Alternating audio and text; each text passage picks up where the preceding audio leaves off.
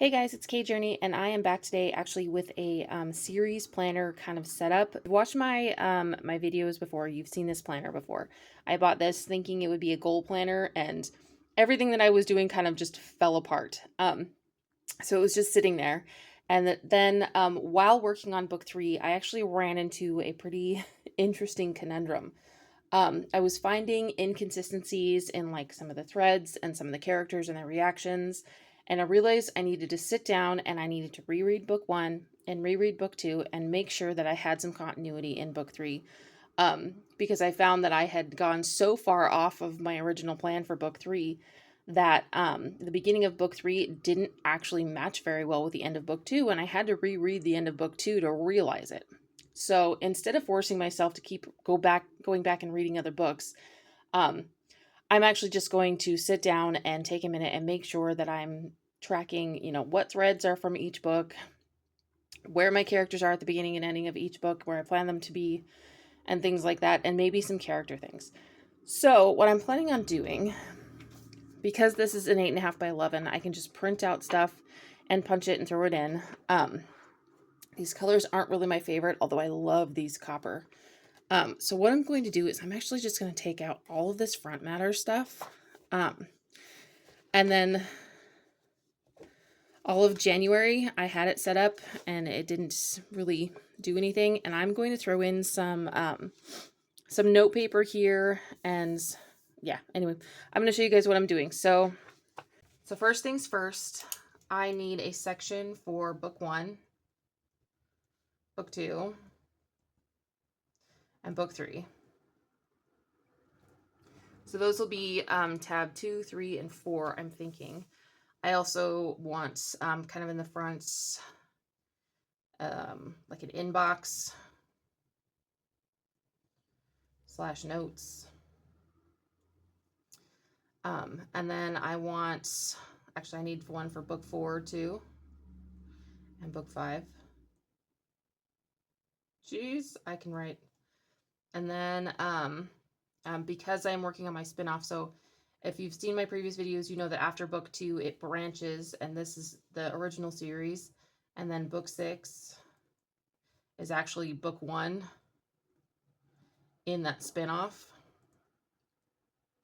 Book 7 and book 8. And these will actually be more like planning, because I had a really cool character development idea for the main character that is going to be kind of running this series. And so I'm very much looking forward to kind of doing a deep dive into this part of the series, but I wanted to get through book 3 first, because book 3 has become such a huge, huge problem. So originally I wrote book 1 back in, like the early 2000s. I self-published it in 2015. And then I kind of revamped it a couple of years ago and put it back up. And then I wrote book 2 and I released those I think 2 years apart, and I wrote book 2. And then I was working on book 3, and I was really, really struggling with book 3 because it was so deeply emotional. And my first version I set aside and I plotted out and wrote like half of a second version, realized I really didn't like it. Now I've kind of meshed them together, but I've completely rewritten the beginning. And while I was rewriting the beginning, I realized that I was having this kind of inconsistencies because I was taking the characters that I knew so well from the end of where I want them to be at book 3 and kind of plugging some of that stuff into the beginning on accident, just inadvertently. So I need to make sure that I'm being very, very consistent. So what I want for each section are threads. So like the major overall threads of the story. I want like an overview of the beginning and the end. And then I want to make sure that I have kind of where my characters are, not just of the threads, but also the characters at the beginning and the end, if that makes sense. So I'm not exactly sure how I'm going to set this up, so I'm going to take you guys through it with me, but I'm just going to do a speed through of that because this is going to take me forever. So So after taking some time to plan out these pages, I kind of realized that I didn't want to set up a lot of it on screen just because I'm going to be giving a lot of it away. So here what I'm doing is I'm just deciding what each section is for, which books it's for. So instead of having book 1 and book 2 each have their own section, I actually combined them. And then I'm doing a section for per each book, I think up until book 9. And then books 10 and 11 have a section together. And then, books 12 through 14 have a section together, which you can see me there. I'm looking it up because I screwed up on my numbers twice. Just, because I do that.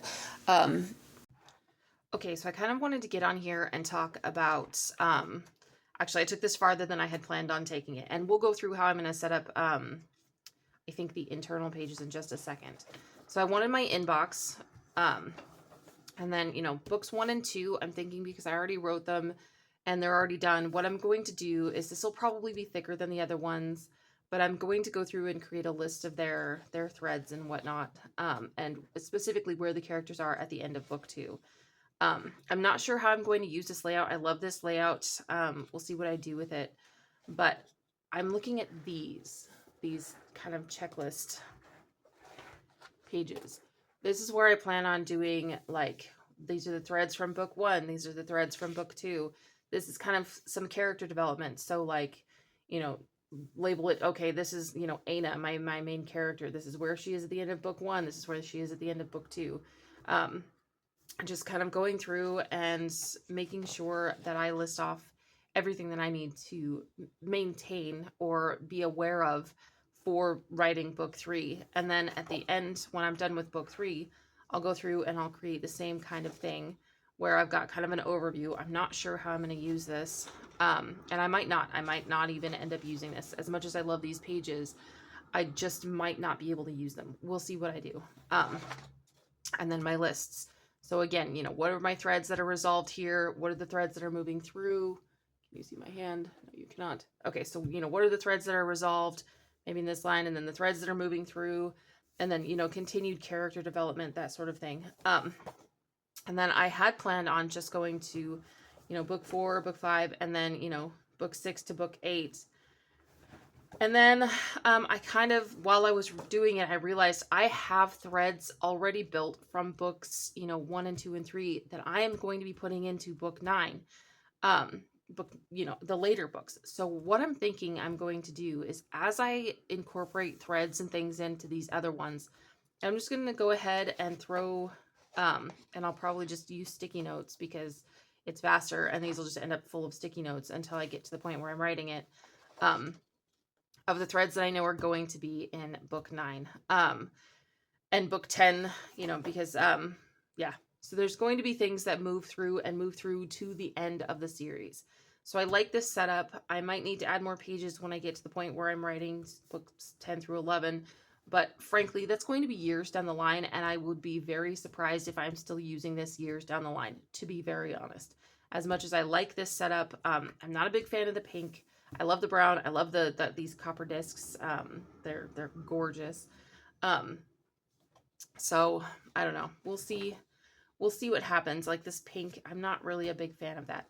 But I also don't want to just not use this because I'm not a big fan of the colors, because it's perfectly serviceable and I love the setup. So I'm thinking I'm just going to get over myself and move on with my life. Yeah, in fact, I might swap out the covers. In fact, I think I will do that. Because as much as I like this, design right here, I really don't like the color. It's too, I don't know. I haven't decided, but I love this. I don't know. We'll see. I might continue with it. I might not. So yeah, I'll be back. I'm gonna kind of give myself some time to brainstorm about how I plan on using these, and then I will be back. All of the footage I got of me doing these sticky notes and resetting it up got completely screwed up somehow. I'm not even sure what happened, but I decided not to subject myself or you to what my phone did to those clips. Okay, so after entirely too much time fiddling around trying to figure out what I wanted to do, um, I think I've decided that what I'm going to do, I'm going to cut this part off, and I'm just going to put in some lined paper behind this. And I don't know what I'm going to do with that actually, but I know I'm going to cut this off because there's absolutely no reason to have a habit tracker in here. Nice. Okay. So let's make sure I'm completely in frame here. So this is going to be like magic system updates. The magic system that I started with in the beginning was very unstructured. And as I go on, I'm adding more structure and more interesting quirks and things like that to my magic system. So I wanted to make sure that I'm keeping up with like the new things that I'm adding in. Like my main character, Aina, at the end of book 1, she's no longer human. And we don't find out exactly what kind, like, details about her magic and about why her magic is the way that it is until like somewhere in the middle of book 2. And the revelation that I had in the middle of book 2 is just like changes so many things moving forward. So this is kind of a space for anything like that. And because this is book 1 and book 2, I'm just kind of for now going to write what my magic system is, kind of an overview of my magic system as it stands at the end of book 2. And some of that might spill over here, which is I had debated on putting something else over here, and I had also debated about putting this over here. And I might still put that over there because there's a lot involved in the magic system. Yeah, we're gonna. Okay. So this will just be kind of an inbox area, like notes for while I'm doing this. If I have like a spark of inspiration or idea or something that needs to be moved forward, I'll put it there. My locations. So in the book and while I'm writing, I really, really struggle with stopping to describe locations. I like to make maps for myself. I like to kind of create visuals before I really write them down. And because they become kind of their own character in a way, once I've figured them out. But the figuring out part is difficult for me. So, um, I'm going to be listing in book 1 and book 2 all of the different locations and the things that are going to be moving forward into later books. And I do have some, so this is a thing. At the end of book 1, there are ruins at the end of book 1 that become important in a way in book 2. And then after that, we don't ever see them again. However, I'm thinking that one of my spin-off like short stories or a spin-off story might involve those ruins again. So I want to make sure that I'm kind of keeping track of like where did I describe them the best, and and where they landed at the end. So I'm going to be like writing down the location and then writing down like where in the book the descriptions are, so that I can go back and reference it later if I want to. Just so that I don't have to thumb through the whole book or through the whole document. I can just go and look and find it. So I'm excited about that. Actually, I love that idea. And then the major hurdles that my characters kind of overcame. So, what are the major bad guys, and, did they overcome them? And just kind of an overview of their major hurdles, because I'm going to be going more into detail in the back. But I wanted to make sure that I was keeping that kind of forefront in mind, and they defeated this person in this book, and then this person in this book. And then obviously the magic systems. And then I wanted to make sure that I, at least in future ones, I'm planning out my major battles. So for books 1 and book 2, I will probably actually have, there's multiple battles in book 1 and book 2, so this probably won't be enough space for it for both of them, but I'll just put a line through them and do, book 1 is this battle and this battle and this battle, and then book 2 is this battle, and this battle, and it'll be fine. And then my list of creatures. So part of what I'm loving about my books is that I keep introducing new and more interesting creatures. So book 1 was based on Irish mythology. They're all Irish, except for Lev, my werewolf. He is Russian. But other than that, they are all Irish. Oh, and Daniel's, he's oh geez. Well, he's a secretariat that works at Greenland, and I just lost my word. I'm going to look that up. Okay, so what I thought he was called is actually what he was called, but I wanted to make sure before I said the wrong thing. So he's a Dane, so he's from Denmark, and he works in Greenland, and he's he's a professor, and anyway, I love him. And he's not Irish, but the rest of them are all Irish in the first book. And then as we move out into the second book, we've got some Persian jinn, and we've got, you know, more interesting, more varied characters.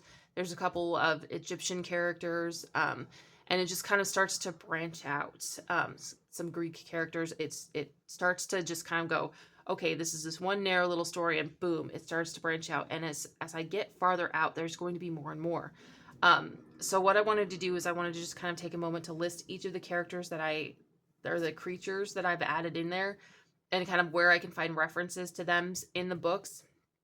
Because like I have an Egyptian Alu, and he's a character in the second book, and you know, what does he look like? What does an Alu look like? What are their magical powers? Like that kind of stuff. So I'm going to put, you know, basically where I can find information about how I adapted the mythological creature into a character, and that'll be just referenced over here. And I'm sure as I go farther into the series, this will have to get bigger. In fact, I probably won't be adding. I will probably say see previous books for other things in this area, and then only add in like the new things that I'm introducing, because I'm going to be introducing so much. Like I know when I hit book 4, there's going to be a whole lot more creatures. In fact, I have a lot of thinking and planning and creating and plotting to do for book 4, because I have some hybrid creatures that are, yeah, anyway, I can't say anything without giving it away. So, but I have some really, really, really interesting creatures that I'm going to be creating in book 4. So I'm going to need to make sure that I have I know that for book 4, I am very definitely, you know, this will be, you know, threads coming in and threads moving forward or whatnot in the characters. So we'll put over here,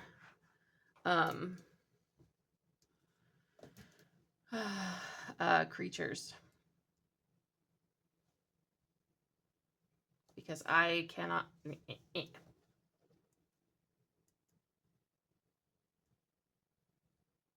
My handwriting is so terrible. My handwriting is so bad that when I try to do handwriting to text, like scan it with a picture and it doesn't work. It's so bad. So I think I will put actually creatures over here. And then instead of just references to where they are in the book, as I write them, I will most likely add some pages into here and take notes on what they look like and how I'm designing them. Yeah, I think that's going to be really cool. So, and then, you know, in book 9, I think it's, yeah, book 9. I don't know why I'm flipping to it. I'm just going to talk about it. But book 9, I have, I go from a little fantasy kind of into sci-fi. As the series progresses, my fantasy kind of mixes in with a bit of sci-fi. So in book 9, there's going to be spaceships, and I have them all designed, and I have them elsewhere. So, and I don't want to, hang on. Okay.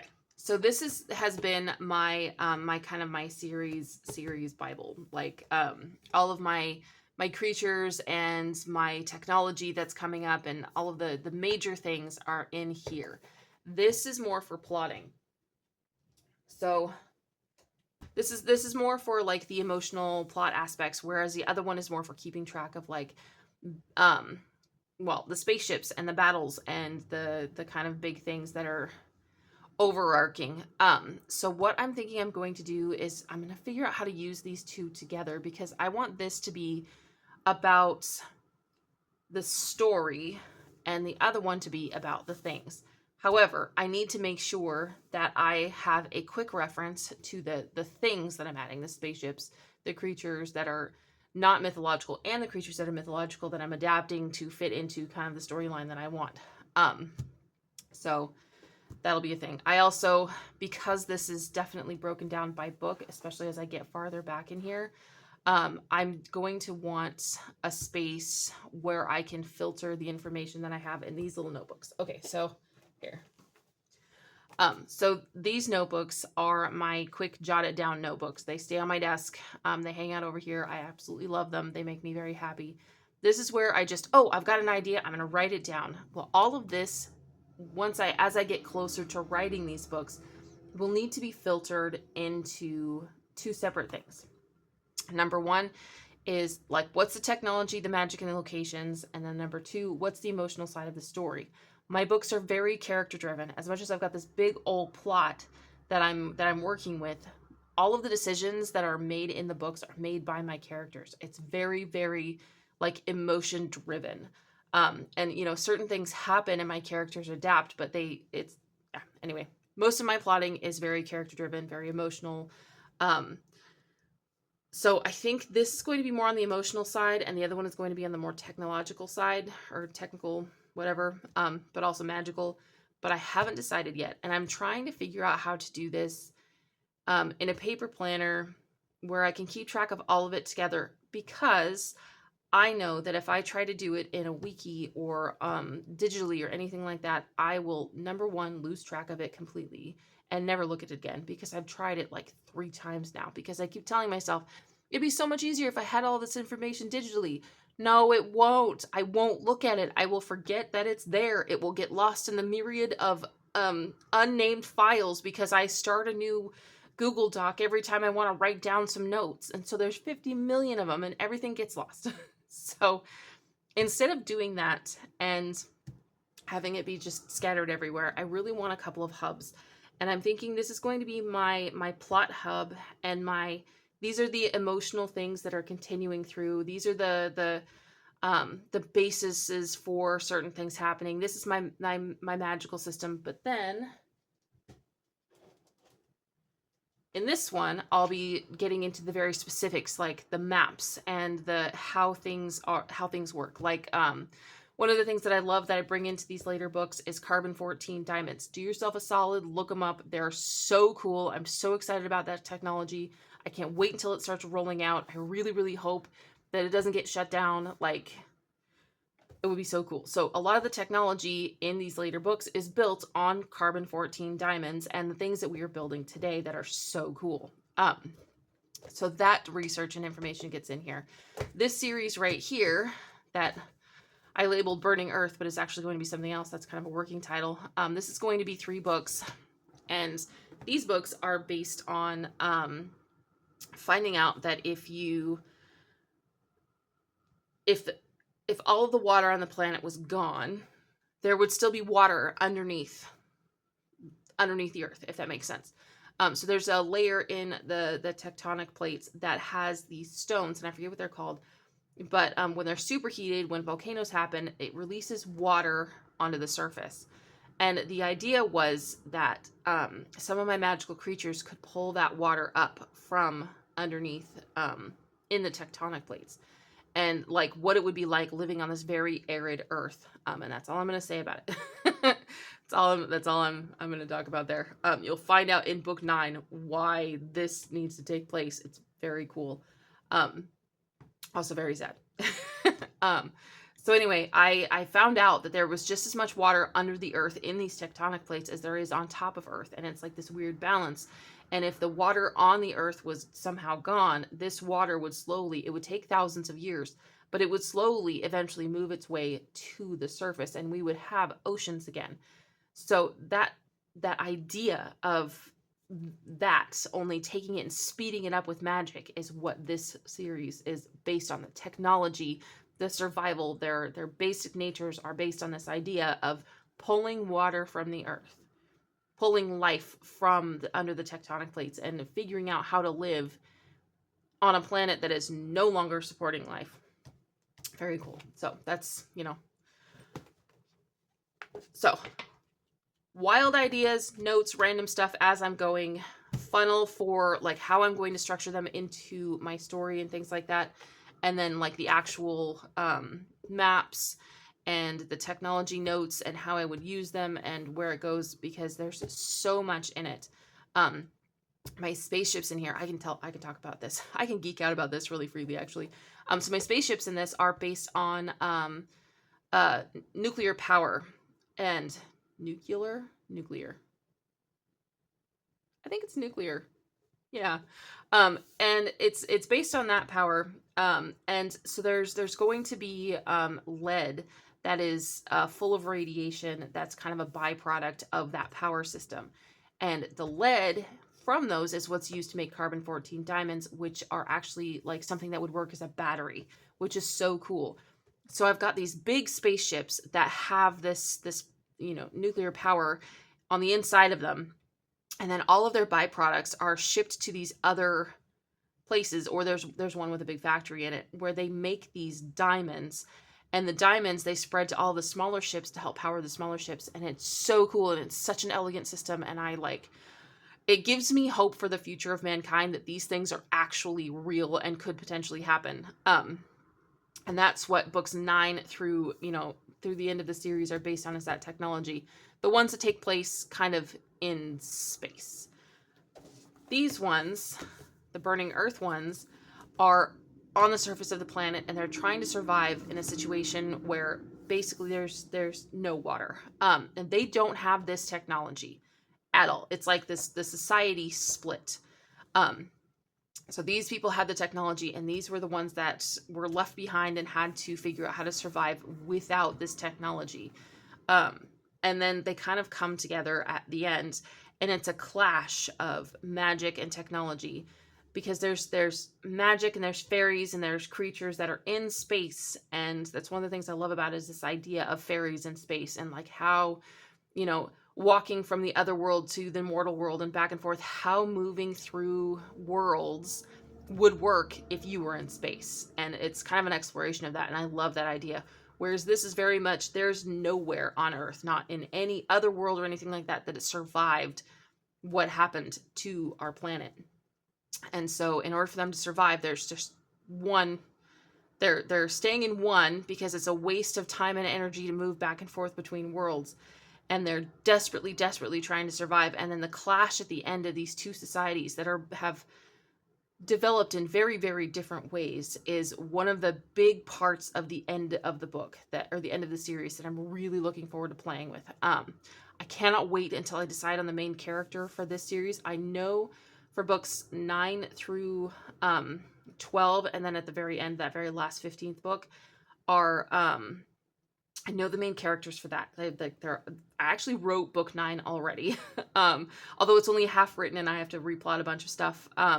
But book 9 is already in the works, and I love it. And I love my characters, and I love where I took them, and I love where I plan on taking them even further from that. And then these, I haven't decided what my main character is going to be in this one. So it's a lot. It's a lot.